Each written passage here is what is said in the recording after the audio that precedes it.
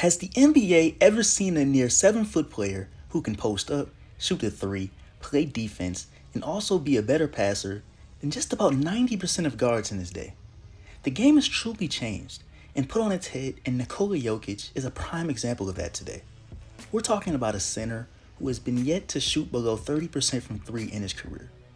Being born in Sophomore, Serbia, Jokic would start off playing youth basketball, of course, before signing a contract to play for Mega Vizura in the summer of 2012.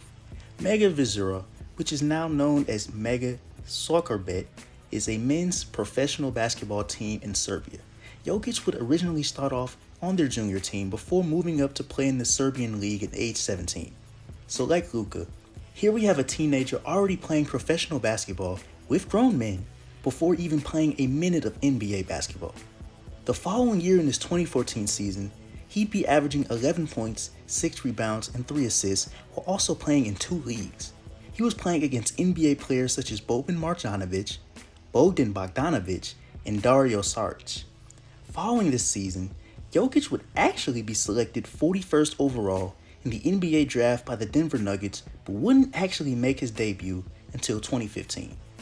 Draft scouting reports compared him to the likes of Nikola Vucevic. His high IQ was his strongest suit. Even if his athleticism was average at best, having a high IQ would have taken him a long way. Other things that scouts liked about the Joker was that he was a team player, had a great work ethic, was a capable shooter, a great wingspan, and was also willing to compete. Scouting reports saw his defense as a weakness while also needing to improve in the post and of course get stronger like many other prospects. Jokic would play one last year in the Serbian league where he'd average 18 points, 10 rebounds, and 3 assists while shooting 56% from the field. After that, he'd part ways and begin his NBA career. The regular season NBA debut for Nikola Jokic would come against the Houston Rockets, a team with James Harden on the rise and Dwight Howard on the decline.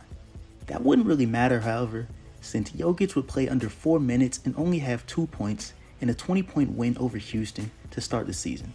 With his NBA career not even being a month old, he would already be leading his team in scoring with 23 points and 12 rebounds, becoming a loss to a Spurs team that would go on to win 67 games. As the season went on, his scoring would pick up, and he'd also showcase the beginning of his great passing ability. In his rookie season, Jokic would play in 80 games, starting 55 of those, where he'd average 10 points, 7 rebounds, 2 assists, and 1 steal. This would earn him a spot on the first team All-Rookie team and cause him to finish 3rd in the Rookie of the Year award. The Nuggets would finish 33-49 under first-year head coach Mike Malone. The draft following this season would be where the Nuggets would take the Joker's right-hand man in Jamal Murray. Jokic would start his sophomore season in the starting lineup, but would later come off the bench for a short period. He'd show flashes of his current play by having a near triple-double with 27 points, 15 rebounds, and 9 assists in a win over the Dallas Mavericks. Jokic almost had it again with 16 points, 11 assists, and 8 rebounds in a win over the Minnesota Timberwolves. January of 2017 is where the Joker had his first 30-point game with 30 points, 11 rebounds, and 5 assists in a 125-112 win over the Orlando Magic. A month later, Jokic would erupt with 40 points while shooting 74% from the field in a win over the New York Knicks. You'd think that he was an all-star center in his age 21 season based on how I'm talking about him, but he wasn't there just quite yet.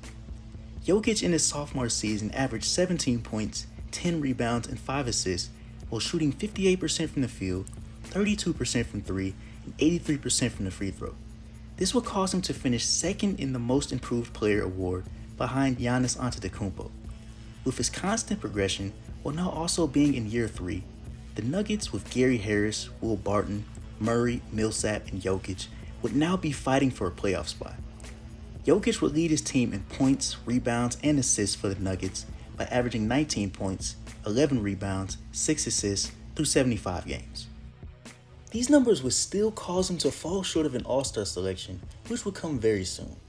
With 6 players on the Denver Nuggets averaging at least 10 points a night, it came down to the season finale versus the Minnesota Timberwolves in order to get into the playoffs. The Joker came to play with 14 of 25 from the field, 35 points, and 10 rebounds, but it would not be enough due to 31 points from Jimmy Butler and 26 from Karl Anthony Towns, which would give Minnesota a 6-point win over Denver to get the 8th seed. Jokic had solidified himself as a rising star and franchise player for the Denver Nuggets, so they would give him a 5-year, $148 million contract extension. Very deserving. 2 games into the 2019 season, and Jokic was already recording triple-doubles. He joined Wilt Chamberlain as the only player in NBA history to record a 30-point triple-double without missing a shot attempt. By this season, due to his playmaking ability, despite being a center, Jokic already racked up over 20 triple-doubles in his career. He'd make his first All-Star game by averaging 20 points, 11 rebounds, 7 assists, and 1 steal at age 23. After finishing in 9th place last year, the Nuggets would finish 54-28, which put them in 2nd place in the West. That would put them up against a 7th seed San Antonio Spurs team led by LaMarcus Aldridge and DeMar DeRozan. Jokic became the 4th player in NBA history to record a triple-double in his playoff debut, despite the Spurs taking Game 1. The Spurs gave a good fight as the Nuggets would actually be down 2-1.